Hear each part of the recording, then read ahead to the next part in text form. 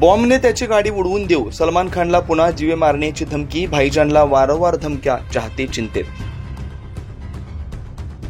बॉलिवूड अभिनेता सलमान खानला पुन्हा एकदा जीवे मारण्याची धमकी मिळाली आहे. मुंबईतील वरळी येथील वाहतूक विभागाच्या व्हॉट्सअप नंबरवर एका अज्ञात व्यक्तीने धमकी दिली आहे. यात सलमानला त्याच्या घरात घुसून मारण्याची धमकी देण्यात आली. त्याच्या गाडीला बॉम्बनं उडवण्याची धमकी दिली गेली. या धमकीनंतर पोलिसांनी गुन्हा दाखल केला. सलमान खानच्या सुरक्षेत तात्काळ वाढ करण्यात आली. त्याच्या गॅलेक्सी अपार्टमेंटच्या पहिल्या मजल्यावरील गॅलरी आणि घराच्या खिडक्यांवर बुलेट प्रूफ काचा लावण्यात आले. सध्या सलमानला महाराष्ट्र सरकारकडून Y+ कॅटेगरीमध्ये सुरक्षा पुरवली जाते. त्याच्यासोबत 11 जवान असतात आणि त्याच्या ताफ्यामध्ये 2 एस्कॉर्ट गाड्या आहेत. गँगस्टर लॉरेन्स बिश्नोई या धमकीमागे असू शकतो असं पोलिसांनी दिलेल्या माहितीत म्हटलंय. सलमान खानला आधी या गँगस्टरनं जीवे मारण्याची धमकी दिली. त्याचाच भाऊ अनमोल बिश्नोईनं सलमानच्या घरावर गोळीबार केल्याचं समोर आलं होतं.